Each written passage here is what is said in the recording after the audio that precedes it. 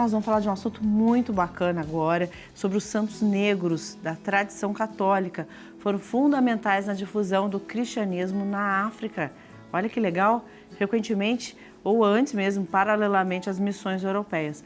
No Dia da Consciência Negra, nós conversamos sobre a vida e o legado desses santos.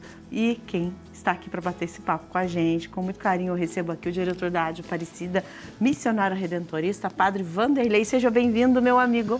Muito obrigado, Dani. Tudo bom jóia? Dia. Bom dia, povo de Deus. Que bom. Uma alegria estarmos aqui mais uma vez, né, na TV Aparecida. Queremos acolher o Padre Vanderlei, desejando um bom dia, cumprimentando pelos 26 anos de vida sacerdotal hoje, mas também cumprimentando por essa história do nosso povo negro, pela pastoral afro na igreja e para conhecer um pouco mais sobre esses santos que nos inspiram, os santos negros. Como é que é? Temos quantos são? Quais são, Padre Vanderlei? E muito obrigado, irmão Alain, por essa acolhida também, Dani. Hoje eu celebro com muita honra, né? É aniversário de 26 anos de sacerdote, e quando fui marcar as datas de ordenação, eu optei por essa data, 20 de novembro de 1999, caiu num sábado, e coincidentemente era a véspera da festa de Cristo Rei. No domingo seria a festa de Cristo Rei, encerrando o ano litúrgico. Porque nessa data tem tudo a ver com o meu histórico, como a gente diz hoje, a palavra que a gente diz hoje, letramento racial, consciência, experiência própria de vida também, familiar inclusive. E eu falei, quero fazer uma homenagem e um agradecimento a toda essa comunidade que foi desaparecida do horizonte cristão e ficou como se fosse destinatário apenas da missão. Não, a africanidade, a história da África, ela coincide, ela comunga com o cristianismo primitivo desde a época dos apóstolos.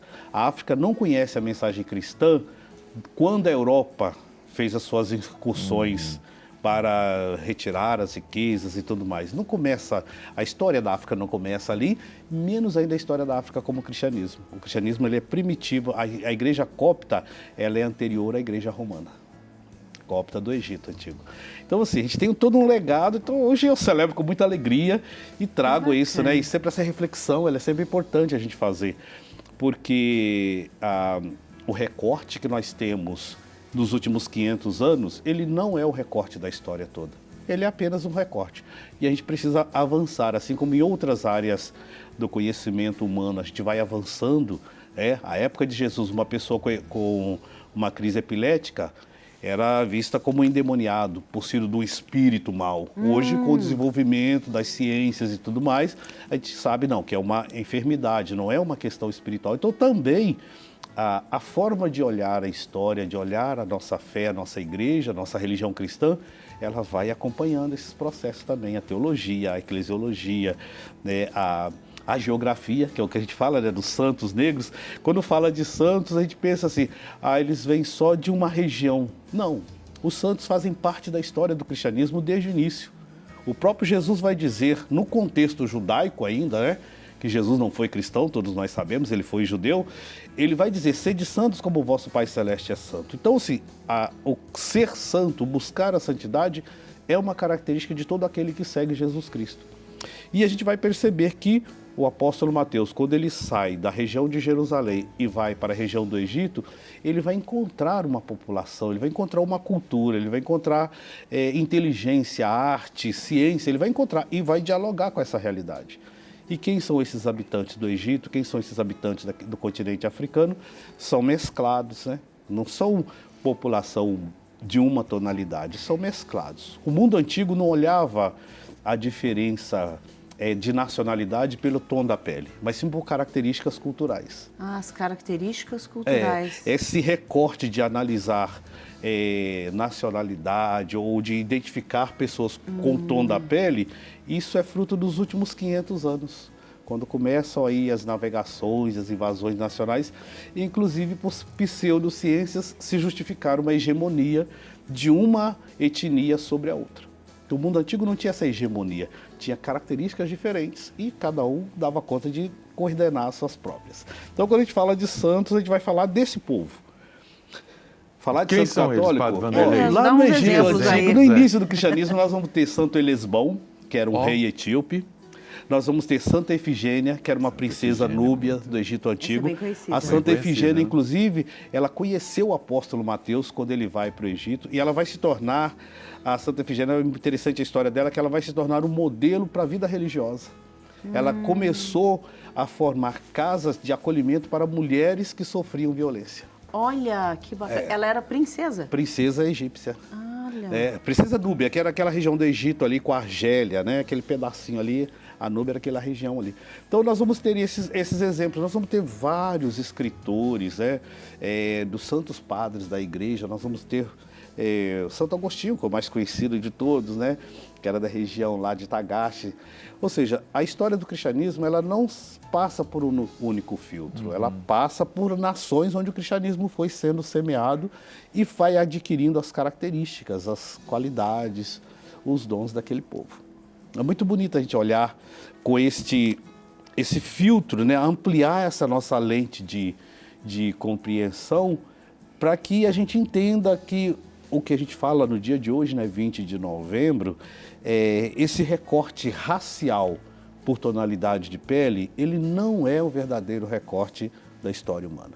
É um recorte construído para justificar a invasão e a posse dos bens e das riquezas das nações. Então vai se dizer lá, né, nesse período, que os não europeus eram incapacitados cultural, social, eticamente, religiosamente. Então tudo que se refira à não Europa vai ser colocado nesse balaio de coisas negativas, que precisa ser purificado. Não, a purificação que o cristianismo faz não é abster-se da sua cultura, mas é trazer para dentro da sua cultura a mensagem de Jesus. E a igreja, nos seus primórdios, ela vai entender isso muito bem. Os santos padres vão entender isso muito bem.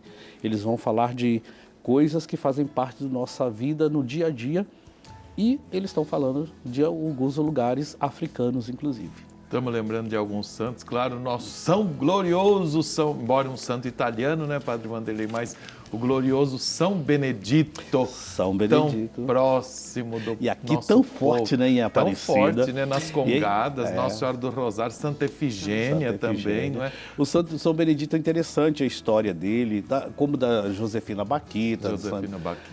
São santos que já vivenciam esse período do recorte europeu sobre etnia, sobre raça, sobre valor, mas de alguma forma eles conseguem romper com esta barreira, porque eles vão se tornar, como São Martinho de Lima, né, dentro do convento onde eles foram acolhidos para serem subservientes, eles vão se tornar expressivos, eles vão se tornar maiores. Por quê? A fé, o Espírito Santo, ele não tem etnia, ele não tem nacionalidade. Age em todas as nações. Agora, Padre Vanderlei, com esse rico contexto histórico, esses modelos de santos, qual que é a mensagem para a gente celebrar hoje, esse 20 de novembro, desse ano santo, no Jubileu da Esperança, esse Dia da Consciência Negra? Então, esse ano nós vivemos, o Ano Santo, ele traz um convite, uma provocação de refazer o caminho, de deixar para trás aquilo que não serve, aquilo que prejudicou, aquilo que distanciou, né? De recompor a história, de reequilibrar as relações, né? Desde a posse da terra até as relações pessoais, reequilibrar, reconciliar. E eu gosto de dizer uma coisa, uma reflexão que eu faço é o seguinte: no passado se justificava e se compreendia que tivesse um olhar daquela forma de um recorte étnico-racial a partir da tonalidade de pele. Já temos comprovadamente que não é a nacionalidade que vai dizer das características de inteligibilidade, de compreensão, de ciência, de capacidade do ser humano. Não é o tamanho do cérebro que vai dizer que o ser humano é mais ou menos. Então, gente, é não inteligente ser racista. Porque o racismo, ele se sustenta sobre teses que já estão comprovadamente negadas. Ninguém é mais ou menos porque o seu cérebro é maior ou menor. Ninguém é mais ou menos porque a sua cultura não obedece a certos padrões.